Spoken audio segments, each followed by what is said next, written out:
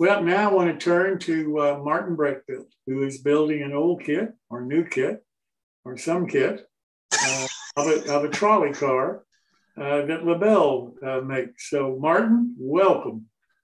Yeah, some kit. Some kind of kit. There you are. There Okay. you go. Right. Okay, let's see if we can share the screen here without screwing it up too badly. There we go. Come on. Where'd it go? Over here. Whoop, there we are. It's always good to start at the beginning. Otherwise, I'm going to get confused. So, part 2, which means last week was part 1. So, you don't, if I lose you right away, you're going to have to go back to YouTube or wherever this is stored from last week and figure out how I got you lost. But here's where we stopped last week in the instructions. We got as far as page 2, panel number 3 of the instructions. So we're going to build the doors. There's 4 doors. The one in red, yeah. Don't look for that one. That's the combine door. It's not in the kit. You will go absolutely bonkers if you try to look for something that doesn't exist in the box. Don't let that be a problem. Just find the regular doors. Follow the instructions on this actually. And you close off this panel down the bottom half of the door. It's actually the bottom third, really. But you got to do that carefully when you close it off. You got to leave this section here to clear the floor. They give you a measurement. Somewhere on here, there's a measurement of how far to leave. 330 seconds. That's actually kind of important because you need to clear the floor when that door gets glued, or the door gets glued to the side unit gets glued to the floor, and if it isn't in the right place, the door is not going to glue flat. So that's the first thing on that. This gets removed. If you go look at the pictures on the isometric drawings, this middle piece here, just snip that out. I just use number 10 scalpel and clean it up clean and flush. Comes off easily enough.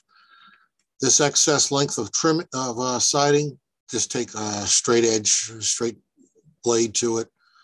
Number 11 blade, number 11 scalpel. That comes off. You don't need it. Here's the big kicker, though. That warping just didn't clean up. So I had to put a little piece of wood here and here. And this is, I don't know what size, 16th inch box brass, which was glued to that with goo and CA mixed together and clamped and left overnight just to make sure. And that takes care of most of the warp. That just stuck here down at the ends. So it's kind of out of the way. It doesn't look it's not too obtrusive. It's not in the way of anything that's going to get glued in here later. That's really important to the kit. I'm going to glue stuff in there later, but it's not important stuff. Well, it depends who you are. I don't think it's important, but you know. Okay, so there was some missing scribe siding from last week. That I replaced by using some HO 1x stock underlayment and then put HO 1x3s on top of that. So that's a lot of little pieces of 1x3. No, I did not count them. I don't care how many it was. I was just pleased that it was done. And it doesn't look too terribly bad. And after you put a coat of paint on it, only I'll know, and everybody who actually watches this will know. So, and you can see this is where those doors go. The centerpiece is out. It actually gets glued up a little higher than you think because there's a piece of flooring that goes in here and a step eventually goes in there. And also this excess siding has not been trimmed off yet. So we're going to move right along here. Okay, so now we got to build up the ends. Loads and loads of fun building up the ends. I hate building trolley car ends, but you know, they are what they are. You got to build them piece by piece in a LaBelle kit. They don't come prefab like the old ICC Indianapolis Car Company made 3 or 4 different types of trolley car ends, one-piece styrene. Boy, those, you really get spoiled using those, or the one-piece white metal castings or even brass ones.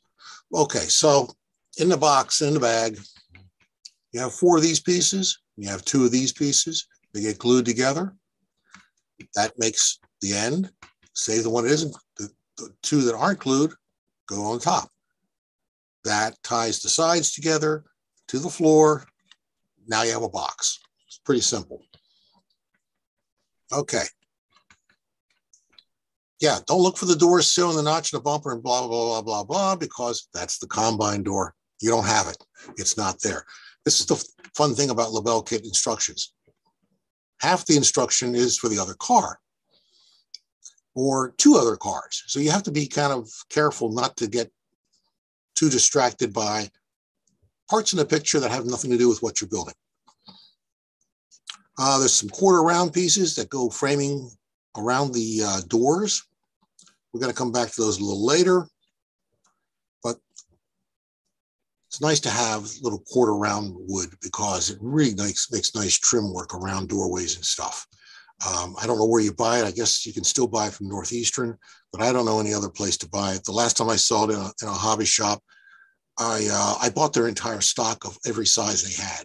I just walked out with everything because I didn't know where I'd ever find it again. So I assume still at Northeastern makes it, but that's really useful for trim work and turning corners on things, wooden cars. Okay, so we glue these things up. This is the end bumper end of the car. These are these formers for the ends. Very useful thing to do. Find the center, draw a center line on both pieces. Get them aligned so you get it straight and even. Because if you don't have it straight and even, you're going to have a crooked trolley when you put the ends together with the sides and the floor. So this is something I actually spent a little bit of time on, making sure it's properly aligned. Actually measure things. Get out your millimeter ruler or your 1/32 divided ruler if you don't like the metric system. Whichever works for you, find the middle, get them aligned together, some wood glue and some clamps. Come back tomorrow. Don't mess around getting these offset a little bit because fixing it later is painful. And unless you really enjoy pain, try to avoid doing that. Okay, so you assemble the ends. This is upside down onto the floor blank. But you can see there's where the door, the little hole fits here, actually goes in here. Aligns all nicely. That's where the steps go. This door goes right here across this. This is upside down, of course. This is gluing end grain. Not easy to do with any kind of strength. My trick for this is, again, a smear of goo on both ends. Put it together, take it apart, let it almost dry. Put some medium viscosity CA all over it. Slap it back together on a glass or a really, really, really flat surface that you can get it back off of later. Weight it down, keeping it really tight together. You're not going to get it apart later, probably, unless you use a scalpel or a razor saw. But this works well, and it's fairly strong. So now you have your base, and you can see this little raised platform on each end. Nicely centered. So now you have something to build on top of, as opposed to just pieces flying around. And you have 2 sides. So you got the doors on these, and you've got this gap down here below. You need this gap down here below because that's what gets glued to the sides or to the base on the floor. We're going to come back to all this extra stuff that I've added here in a little bit. So there's your parts. There's the 2 sides, your floor. Let's start putting it together. Well, I can't muck around with it. I'm not happy unless I do muck around with it. It's kind of naked on the inside. It's got lots of windows. So I'll probably put some sort of interior in this. And as opposed to just having plain boring wood, we're going to add some flooring. So this is 1/32 thick, 3/32 scribe siding. I'll talk about what this is, I think, on a slide or 2 later. But just glue this in here. And I started at the door and at this end platform, which is raised. I figured I'm not going to worry about too much on that side of the motorman's, and eventually I'll put a control system in here, all the little detail parts. And there's barely enough room for seats down this anyhow, so it's going to be tight. So there we go. We have this done. There's one trim side glued up, and we're going to go back and do the rest of the interior work. And you can see here's that gap where the steps go. I don't have the other end on here yet, or it's not clear yet from that photo. Okay, so put in a chair rail below the windows all the way from one end to the other end using a piece of 1x8. That's HO 1x8. So it's really thin. It's a flimsy little piece of wood for an O-scaler to mess with. But I like actually using a lot of HO scale lumber. It's roughly a 1/2 inch by 4, plus or minus a little bit. You can calculate out whatever you like. But I like using these smaller pieces of wood because it just looks right. And I figure if it looks right, stop there. We're done. But the first thing went in here was this scribe siding. Let's see. Yeah, it's 130. It's also 1/32 thick scribe siding, 1/16 inch spacing. So it's different than the floor. That all gets glued in up tight against this chair rail of HO 1x8, and then a pair of pieces of 1x6 in HO for trim go under the chair rail and for the baseboard. And if you're going to do this, you got to leave some room over here for the other wall, other side to sit down on top of. So this scribe siding that's on this other side has to have a place to go. And that place to go is this little groove that I cut out and left here.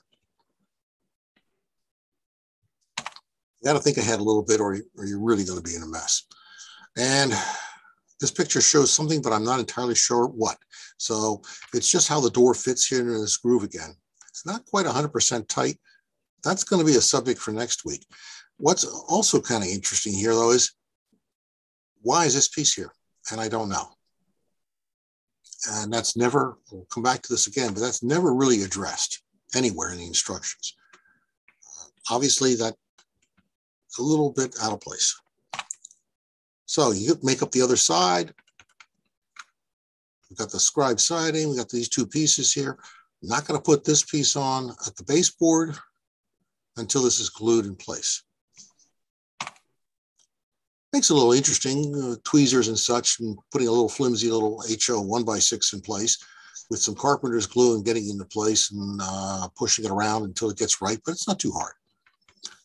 Okay, once you got both sides on, though, now you can put this top end former in place. And that ties the two sides together. You got a nice rigid box now. So you can see how this fits with the doors. Snaps right into place. It's a very nice design for building ends. It's a nice rigid thing. Yeah, these ears. Obviously, you know, there's an end piece on the ends. What are these doing here? It's not in the instructions, but we'll deal with them. That's usually synonymous with a sharp object being dragged across them until they go away. Okay, here's where we get interesting. So this is how you build the ends. In that bag of parts, there's 4 of these parts. There's 2 of these. You got to fill the bottom again. Got to leave room where this bottom piece goes so you clear the end former. So you got to be careful about that. So you glue the parts in, left, right, window sections, center section. And then there's a piece of trim that goes across the top. See, those ears aren't here now. Okay, they never tell you to cut them off. So you have to be brave. Do something that's not in the instructions. Take a deep breath, get out your razor saw, and cut something off that just doesn't belong. Don't worry about it. It won't hurt too much unless you cut your finger. Okay, so there's a piece of letterboard filler that goes at the one end. One end colored blue.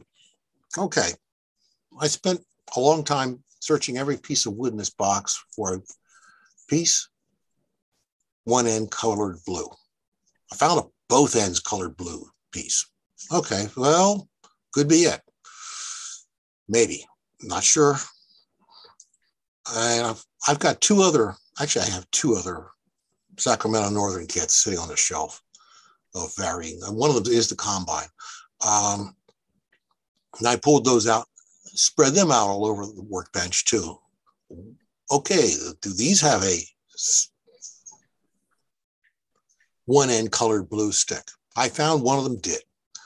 And it matched the dimensions exactly of the 2-end colored blue stick. I thought, well, okay, I'm using that one. If it's wrong, I'll have to make something up somewhere later, but we're going to take that and use it, and we'll put it on there where it goes. We'll make that up.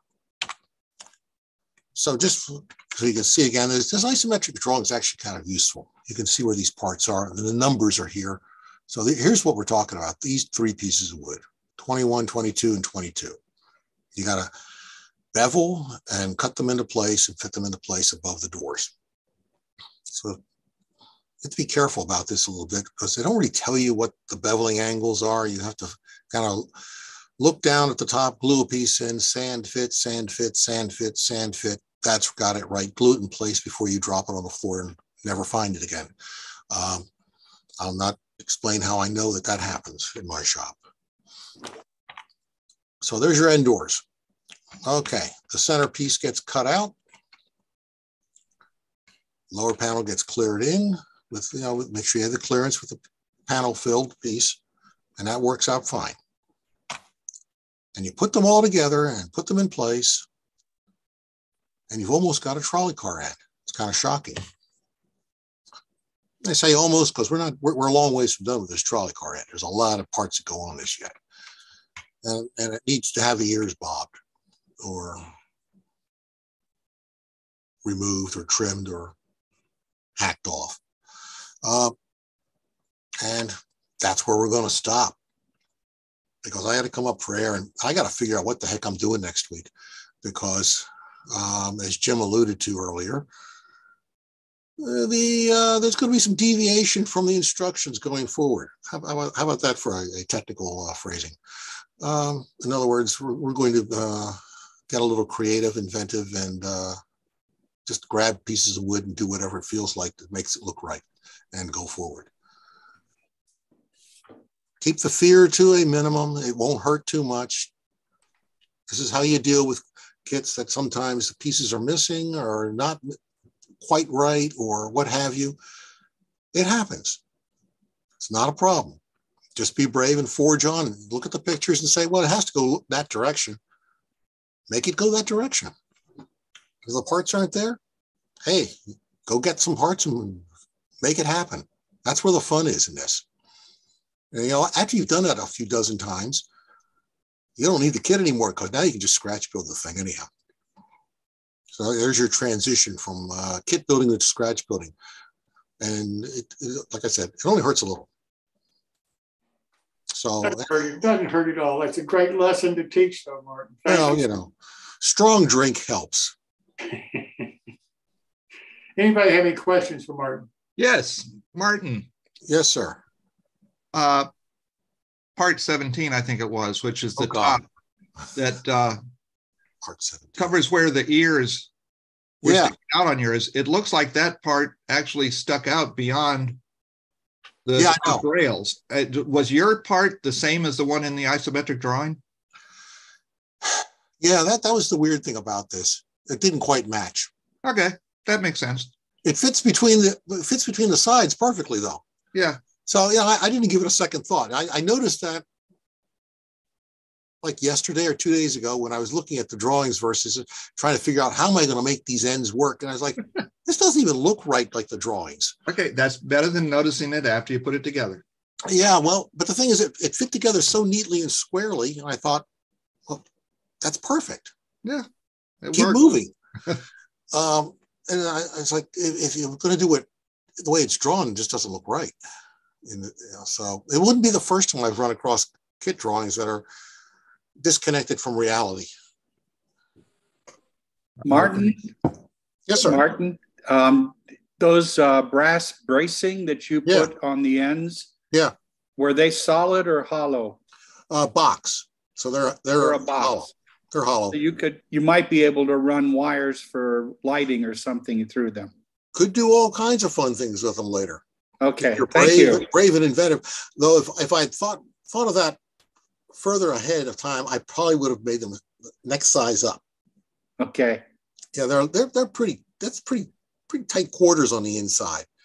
But I guess you could use one pole from each of your electrical from each side, and that would work. Yeah. Or you could just do the cowardly thing and go buy an Evans design lighting kit and put it in the roof and not worry about it. Not get too creative. So yeah, we're going to talk about the ends next week, and I don't know what else, but maybe we'll actually even get to the roof. I don't know. It depends how invigorated I am between now and then, or how much strong drink I've had. Martin, thank you so much. Yep.